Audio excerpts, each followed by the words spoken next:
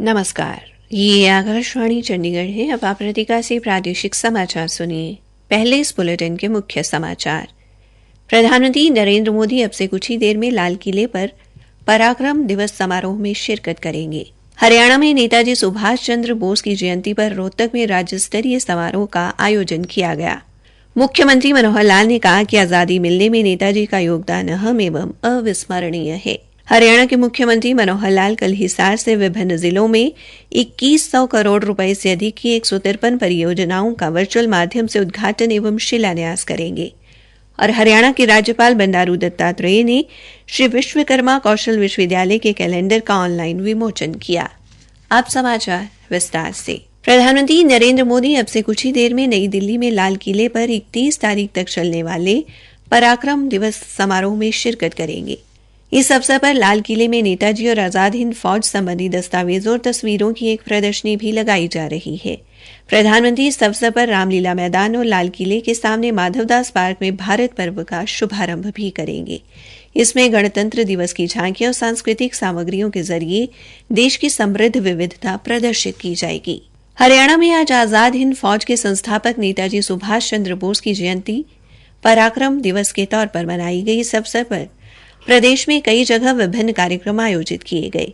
रोहतक के राजकीय महिला महाविद्यालय में आयोजित राज्य स्तरीय समारोह में मुख्यमंत्री मनोहर लाल ने मुख्य अतिथि के तौर पर शिरकत की। समारोह को संबोधित करते हुए मुख्यमंत्री ने कहा कि आजादी मिलने में नेताजी सुभाष चंद्र बोस का बहुत अहम योगदान है।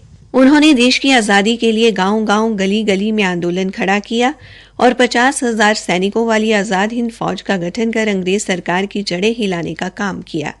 मुख्यमंत्री ने कहा कि नेताजी ने न केवल आजादी की लौ उत्पन्न की, बल्कि लोगों के मन में आजादी के लिए आत्मविश्वास पैदा किया। उन्होंने कहा कि आजाद हिंद फौज में उस समय भी हरियाणा के युवा शामिल थे और आज भी भारतीय सेना में हरियाणा का अहम योगदान है। सेना में 10 से 11% युवा हरियाणा से हैं।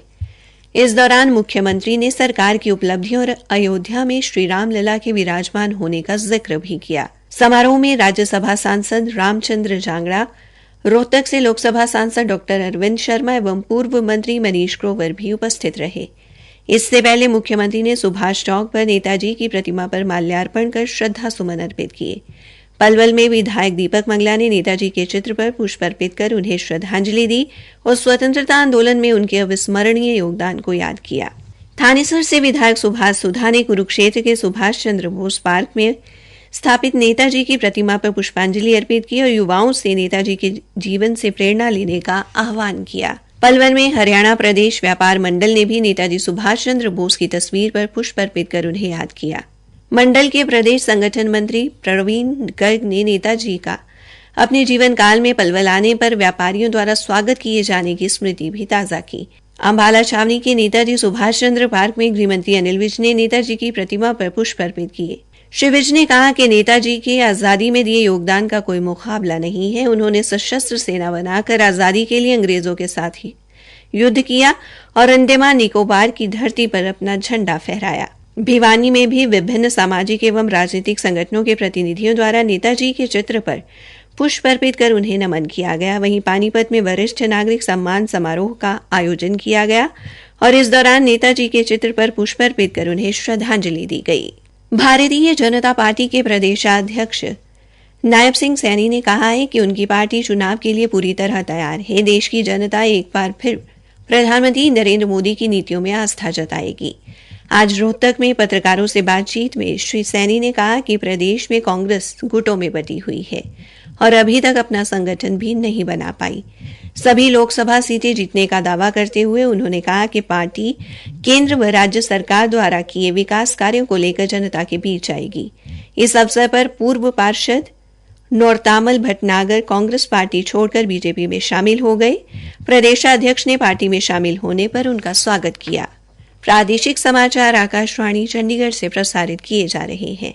बाकी समाचार इस अंतराल के बाद। सीमा बहन जी, कहाँ हो आजकल? गौतम भाई, जब से टीबी हुआ है लोगों ने मिलना जुलना बंद कर दिया है, तो मैं भी थोड़ा। अरे ऐसा मत कहो बहन, अब तो पूरा देश जुट गया है टीबी रोगियों का हाथ थामने को। सचमुच? हाँ, क्या आप जानते हैं प्रधानमंत्री टीबी मुक्त भारत अभियान के तहत कॉर्पोरेट्स, जनप्रतिनिधि, एनजीओज, अन्य लोग सभी टीबी रोगियों के लिए पोषण, जांच, इलाज और आजीविका संबंधी सहायता देने का वचन दे रहे हैं। निक्षय मित्र बन टीबी मरीजों की सहायता करें। आज ही 1800-11-6666 पर कॉल करें। टीबी हारेगा, देश जीतेगा। राष्ट्रीय स्वास्थ्य मिशन, स्वास्थ्य विभाग हरियाणा द्वारा जनहित में जारी। हरियाणा के मुख्यमंत्री मनोहर लाल कल हिसार के विभिन्न जिलों में 2100 करोड़ रुपए से अधिक की 153 परियोजनाओं का वर्चुअल माध्यम से उद्घाटन व शिलान्यास करेंगे। ये परियोजनाएं शिक्षा, स्वास्थ्य, सड़क, बिजली, सिंचाई एवं जल प्रबंधन से संबंधित हैं। वे 1374 करोड़ रुपए की 78 परियोजनाओं का शिलान्यास करेंगे, जबकि 741 करोड़ रुपए की 75 परियोजनाओं का उद्घाटन करेंगे, जिनमें 58 करोड़ रुपए की लागत से सोनीपत जिले में 10 गांवों के लिए जल आपूर्ति योजना का विस्तार शामिल है। हरियाणा के राज्यपाल बंडारू दत्तात्रेय ने आज पलवल के दुधौला स्थित श्री विश्वकर्मा कौशल विश्वविद्यालय के कैलेंडर का ऑनलाइन विमोचन किया। ये कैलेंडर भगवान राम, अमृतकाल और विकसित भारत के मिश्रित थीम पर बनाया गया है। कैलेंडर में 3 सर्वाधिक महत्वपूर्ण थीम शामिल करने के लिए राज्यपाल ने कुलपति डॉक्टर राज नेहरू को बधाई दी। श्री दत्तात्रेय ने अपने संबोधन में कहा कि श्री विश्वकर्मा कौशल विश्वविद्यालय ने वर्ष 2024 का बहुत सुंदर और सारगर्भित कैलेंडर बनाया है। ये कैलेंडर भगवान राम को समर्पित है। इस कैलेंडर के हर पृष्ठ पर रामायण की एक चौपाई दी गई है, जो हमेशा भगवान राम के आदर्शों पर चलने की प्रेरणा देती रहेगी। गणतंत्र दिवस समारोह में प्रदर्शित होने वाली हरियाणा की झांकी मेरा परिवार मेरी पहचान थीम पर केंद्रित होगी। रक्षा मंत्रालय की विशेषज्ञ समिति द्वारा कर्तव्य पथ पर प्रदर्शन के लिए तीसरी बार हरियाणा की झांकी का चयन किया गया है। सूचना, जनसंपर्क एवं भाषा विभाग के महानिदेशक मनदीप सिंह ने मीडिया कर्मियों से बातचीत में बताया कि मेरा परिवार मेरी पहचान कार्यक्रम की शुरुआत आमजन को घर द्वार पर सरकारी सुविधाएं एवं सेवाएं उपलब्ध कराने को लेकर की गई है। उन्होंने कहा कि इस बार की हरियाणा की झांकी भारत सरकार के थीम विकसित भारत के साथ सटीक बैठती है, जिसमें विरासत और विकास का सामंजस्य दिखाई देगा। आज दिल्ली में गणतंत्र दिवस परेड के पूरी वर्दी के साथ किए गए अभ्यास के दौरान ये झांकी दिखाई गई। हरियाणा में विकसित भारत संकल्प यात्रा के दौरान आज अंबाला छावनी, अंबाला शहर और बरारा में जनसंवाद कार्यक्रम आयोजित किए गए। अंबाला शहर के बलदेव नगर में विधायक असीम गोयल ने 5 लोगों को आयुष्मान कार्ड व 5 लोगों को पेंशन प्रमाण पत्र प्रदान किए, जबकि बराड़ा में लगाए गए स्वास्थ्य शिविर में 200 लोगों के स्वास्थ्य की जांच की गई।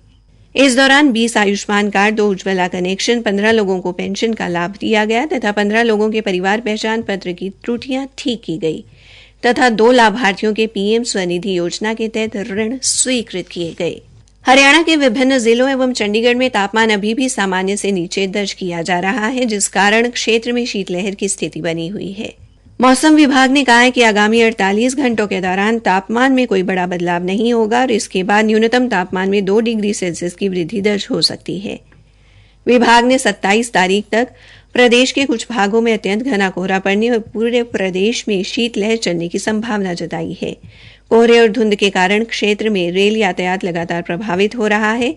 अंबाला छावनी रेलवे स्टेशन के अधीक्षक राम ने बताया कि स्टेशन पर आज भी लगभग 24 रेलगाड़ियां देर से पहुंची। हिसार मंडल के अतिरिक्त पुलिस महानिदेशक श्रीकांत यादव ने पुलिस विभाग में आने वाली जन शिकायतों की निगरानी के लिए आज हिसार में शिकायत निगरानी प्रणाली CMS ऐप का उद्घाटन किया। पत्रकार वार्ता में उन्होंने बताया कि हरियाणा में पहली बार इस तरह की शिकायत निगरानी ऐप पुलिस विभाग के हिसार मंडल में बनाई गई है। अंत में मुख्य समाचार एक बार फिर। प्रधानमंत्री नरेंद्र मोदी अब से कुछ ही देर में लाल किले पर पराक्रम दिवस समारोह में शिरकत करेंगे। हरियाणा में नेताजी सुभाष चंद्र बोस की जयंती पर रोहतक में राज्य स्तरीय समारोह का आयोजन किया गया।